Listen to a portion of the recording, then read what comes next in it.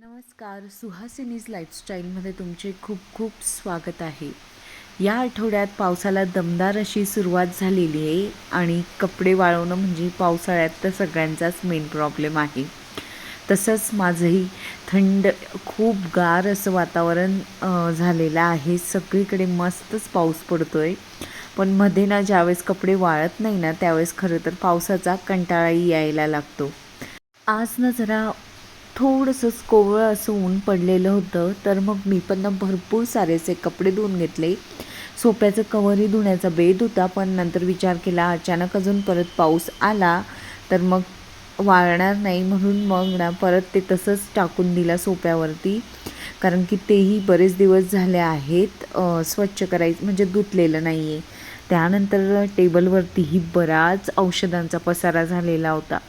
बरीचसे carry bags, औषधं हे सगळे आता जे म्हणजे वापरल्या गेलेले होते तर ते फेकून द्यायचे होते आणि बरंचसं काही काही म्हणजे थोडं दुर्लक्ष झाल्यामुळे घराकडे तर बऱ्यापैकी पसारा झालेला होता. औषधांच्या ज्याही बॉटल्स होत्या ना त्या या बॉक्समध्ये ठेवून दिल्या मी, की जेणेकरून वापरल्यानंतर म्हणजे डाग पडणार नाहीत टेबलवरच्या कव्हरला. आपल्याला एखादा प्लॅटफॉर्म मिळाला ना आणि त्यावरती एखादी वस्तू आपण ठेवली तर ॲटोमॅटिकली त्यावरती असंख्य वस्तू अशा जमा होतात आणि न सांगता एवढं भरून जाते ना ती जागा की म्हणजे मी ठेवलं, मुलींनी ठेवलं, मिस्टरांनी ठेवलं तर आणि असं जर मी फक्त प्लॅन्ट्स ठेवले ना आणि जर म्हटलं की इकडे काहीच ठेवू नका दुसरी कुठलीही वस्तू तर कोणी काही ठेवत नाही. पण मी औषधं ठेवल्यामुळे मग इथे तर सगळ्यांनाच चान्स मिळालेला होता पसारा करण्यासाठी. काही कामानिमित्त ना आम्ही अंमळनेरला गेलेलो मागेच 3 आठवड्यापूर्वी. मग ना तिकडून येताना बहिणीकडे थांबलेली मी रात्री. तर चुकून मुलींनी ना माझा चष्मा समजून म्हणजे बहिणीचा चष्मा घेऊन आलेली आणि तिलाही शाळेत चष्मा लागतो तर आता तो प्रॉब्लेमच झालेला. आणि एकदा सेम असंच झालेलं. माझे सासरे ना नाशिकला आले होते तर त्यांनी ना चुकून त्यांचा चष्मा राहू दिला नाशिकलाच आणि माझा चष्मा घालून अंमळनेरला चालले गेलेले. आणि मी ज्यावेळेस माझ्या चष्म्याची शोधाशोध करायला लागली त्यावेळेस कळलं की अरे आपला चष्मा आप्पा चुकून घालून गेलेले आहेत. आणि त्यांनाही बसमध्ये ना पेपर वाचताना ना माझ्या चष्म्याने अजिबात दिसत नव्हतं. त्यांना वाटलं की अचानक कसा असा नंबर वाढून गेला की काहीच दिसत नाही. मग नंतर त्यांच्याही लक्षात आलं. एक गमतीचा भाग म्हणून मी हे तुम्हाला सांगितलेलं आहे की चष्मा ज्यांना असतो ना त्यांची पण खरंच म्हणजे कधीतरी अशी गंमत घडतच असते. मी माझा ठेवते व्यवस्थित, पण बऱ्याचदा ना माझ्या मिस्टरांचा किंवा बऱ्याच जणांचा, माझ्या आईचा पण चष्मा खूप वेळेस हरत असतो. एक तर कुठेतरी गावाला राहून जातो किंवा सापडतच नाही वेळेवर.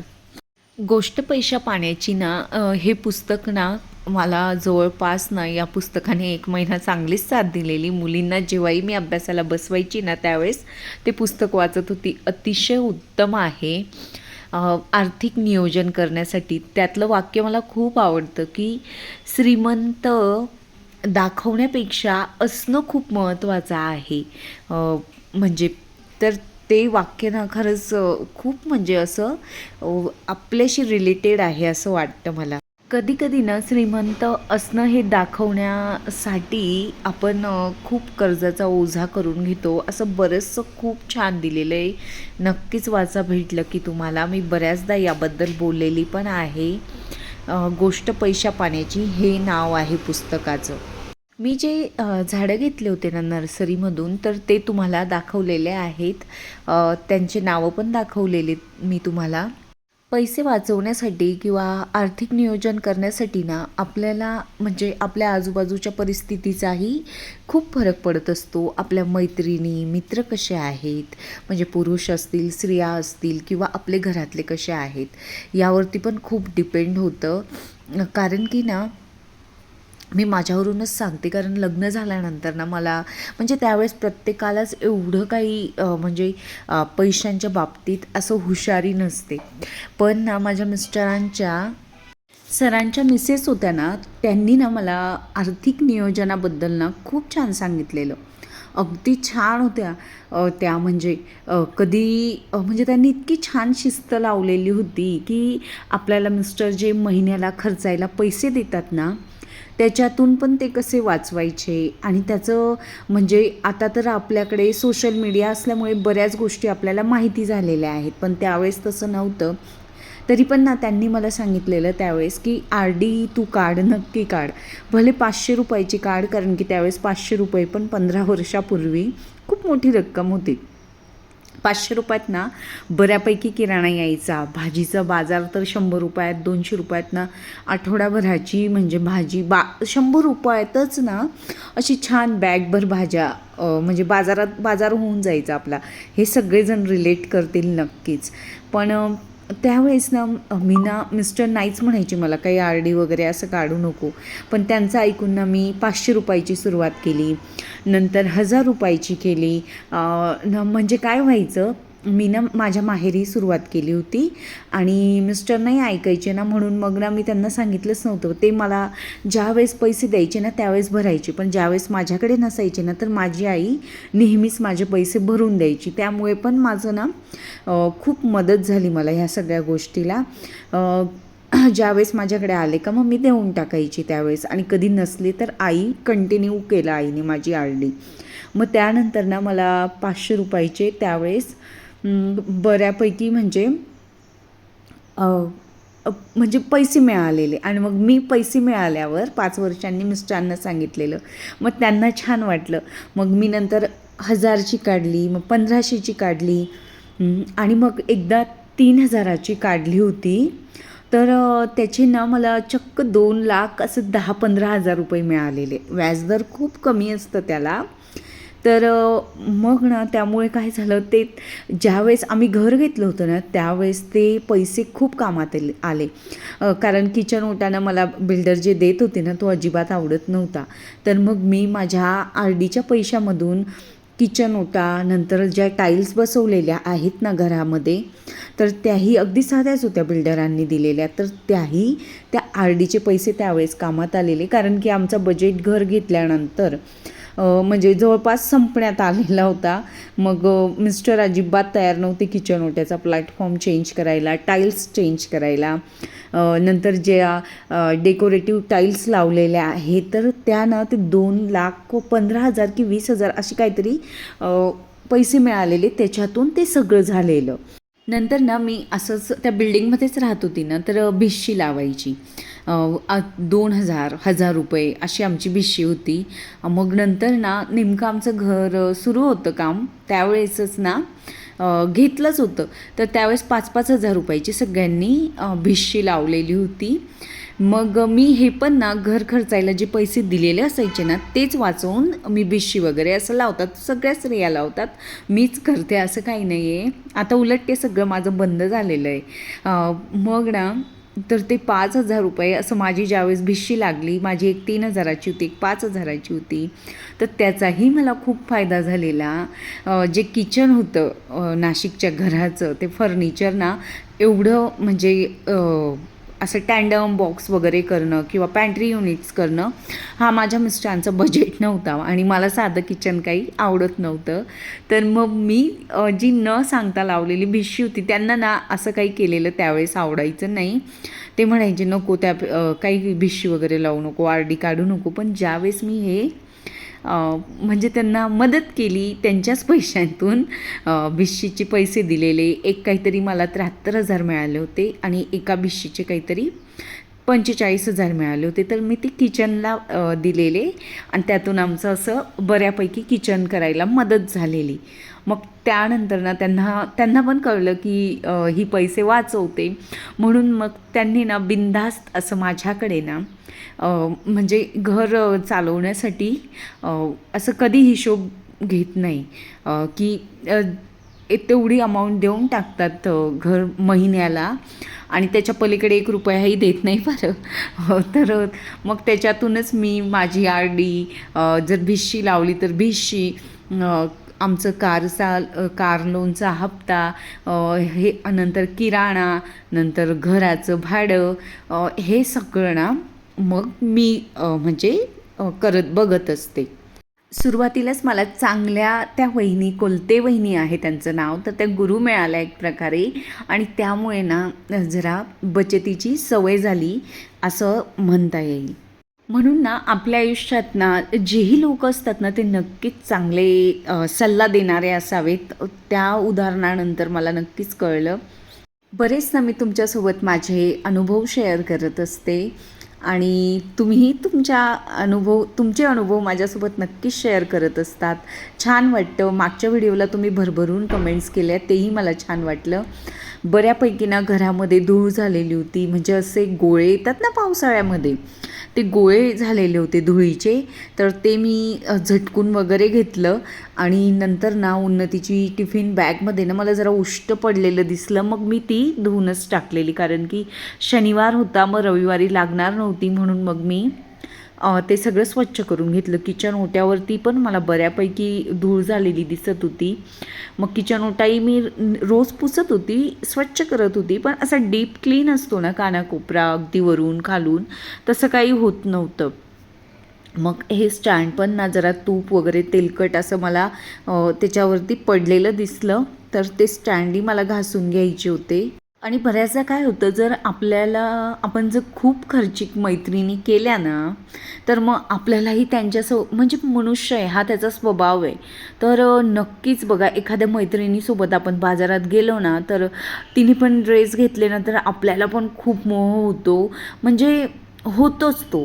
तर मग त्यासाठी ना म्हणजे माझ्या इथं ना नेहमी रागवते, कपड्यांमध्ये पैसे टाकायचे वाया घालवतात तुम्ही मुली, असं म्हणते. मी तर खूप कपडे घेत नाही, कारण की मला खूप कपड्यांची आवड नाही. भांडे तरी घेते मी, पण कपडे नाही घेत. म्हणजे अगदी वर्षात 1-2 वेळेस घेतले तर असं असतं. माझे कपडे लवकर खराब पण नाही होत जास्त, कारण की वापर हा घरातल्या घरात आणि क्लासेसला सोडण्यासाठी किंवा आता यूट्यूबमुळे बऱ्यापैकी म्हणजे वापर होतो आहे.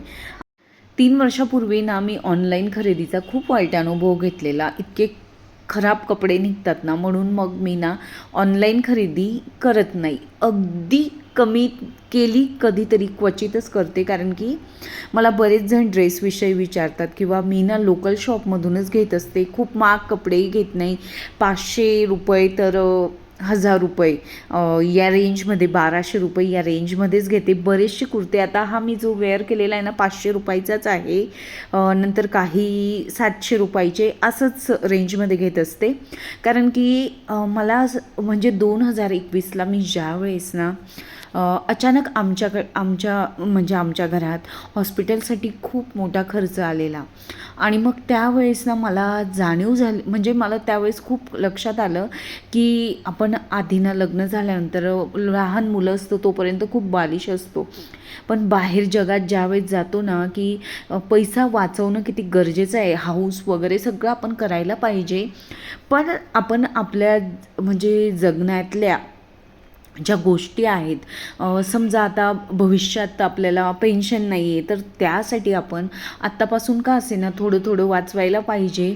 आपण आपल्या गरजा कमी ठेवल्या ना, मी तरी थोडं खर्च करत असते बऱ्यापैकी, पण माझे मिस्टर म्हणाल ना, म्हणजे ₹50ची रिक्षा जर लागत असेल जागेवर, आमच्या इथून नाशिकला गडकरी चौकातून गोविंदनगरला जर ₹50 मागत असतील ना, तर ते नेहमी ना पायी घरापर्यंत यायचे. मी म्हणायची, मी देऊन टाकायचे ना तुम्ही, पण ते देतच, म्हणजे ते म्हणतात त्या निमित्ताने आपलं चालणं होतं आणि पैसेही वाचवणे होतात.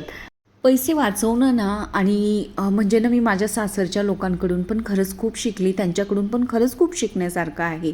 माझ्या सासऱ्यांकडून, नंतर माझ्या जाऊबाई, नणंदबाई या दोघं शिक्षिका आहेत बरं, स्वतः चांगला पगार कमवतात, पण म्हणजे ना त्या घेऊ शकतात ते खूप काही, पण त्यांचं राहणं पण इतकं साधं आहे ना. किंवा मी माझ्या मिस्टरांच्या ऑफिसमधल्या म्हणजे अनेक क्लास 1 ऑफिसर्स आहेत त्या स्त्रिया, त्यांनाही बघितलं की म्हणजे त्या एवढ्या चांगल्या पदावरती आहेत. माझी मैत्रीणच आहे जी माझी शेजारी राहते, ती म्हणजे मी तुम्हाला सांगेल की नाशिक जिल्ह्याची जी आपली सिक्युरिटी असते ना, तर त्याचं सगळ्यात मोठी ती अधिकारी आहे. ती एक स्त्री एवढं सगळं म्हणजे मग मी असं तिचं सगळं पर्सनल नाही सांगू शकत, पण ती सगळं आपलं सेफ ठेवत असते. तिचा खूप मोठा वाटा आहे त्यासाठी. तर ती पण एवढं म्हणजे साधं राहते ना, असं मी तिला जवळपास बालपणीची मैत्रीण आहे, 1 वर्ष बघितलं मी. आम्ही अगदी खूप कॉन्टॅक्ट आला, पण ज्यावेळेसही बाजारात गेलो ना, खूप खर्च करताना अनावश्यक गोष्टींसाठी हे मी तिला बघितलं नाही. मग अशा गोष्टींकडून, अशा स्त्रियांकडून ना खूप काही शिकायला मिळतं. म्हणून मग ना असं वाटतं की नाही, पैसा वाचवणं ना खरंच खूप गरजेचं आहे. आणि आर्थिक नियोजन करणं ना ते पण खूप महत्त्वाचं आहे. आता ना SIP ही खूप बेस्ट वे आहे की आपण त्याच्यात जर पैसे इन्व्हेस्ट केले मंथली किंवा इयरली पण करू शकतो, तर त्याच्यातून चांगल्यातला चांगला फायदा मिळत असतो आपल्याला. आणि समजा आपण आता काही स्त्रिया खेडेगावात राहतात, तर त्या काहींचे मिस्टर तयार नसतात, तर ना मग तुम्ही RD हा तुम्हाला कमी व्याजदर, खूप कमी व्याज मिळतं, पण आपण मंथली काहीतरी बचत करतोय ना, हे खूप वेगळं समाधान असतं. हे सगळं ना मी घासून काढलेलं होतं आणि ते ना जरा ऊन पडलेलं नॉर्मली, तर तिकडे मी वाळवण्यासाठी ही सगळी भांडी ठेवून दिलेली. नंतर ना तुम्हाला दागिने करायचे असतील तर सोन्याची भिशी हा पण खूप म्हणजे बेस्ट वे आहे, मला असं वाटतं म्हणजे. कारण की ना पण ते चांगल्या दुकानामध्येच इन्व्हेस्ट करायचे, कारण की आपले मंथली पैसे PNG आहे किंवा आता तुमच्या गावामध्ये कोणतं आहे जे तुम्ही 100% त्याची खात्री घेऊ शकता, 100 नाही 200. तर काय होतं, आपण सोनं एवढं महाग झालेलं आहे ना, तर नाही घेऊ शकत. तर तुम्ही कॅपेबल असाल ना 5,000 10,000 रुपये मंथली भरण्यासाठी, लहान मुलं असतात ना तोपर्यंतच आपली जास्तीतली जास्त बचत होते. एकदा मुलं मोठी झाली ना, 9वी 10वीला 8वीला गेली ना, तर खूप खर्च वाढतो, कारण की क्लासेस, स्कूल फीज. तर यामुळे पण ना पैसे वाचणं कठीण होतं. तुमचे जर लहान मुलं असतील ना, तर खरंच बचत करा. खूप जण कपडे घेत असतील तर हेवा वाटतो, पण तसं ना मी म्हणेल तुम्ही तसं म्हणजे सोशल मीडियामध्ये ते बघू पण नका, जास्तीत जास्त खरेदी करतात तिकडे. एकदा जर आपल्याला खरेदीची सवय झाली ना, तर ते ॲप आपल्याला गुपचूप बसूच देत नाही. सतत आपलं लक्ष तिकडेच असतं, काय ऑफर आलेली आहे, आणि आपल्याला बघा त्या ॲड्स कंटिन्यू येत असतात. आज मी जरा जास्तच बोलली असं वाटतंय. छान पाऊस पडत होता, सगळ्या झाडांना मी बाहेर ठेवलेलं होतं असं. आणि चला आता आपण परत भेटूया नवीन व्हिडिओसोबत.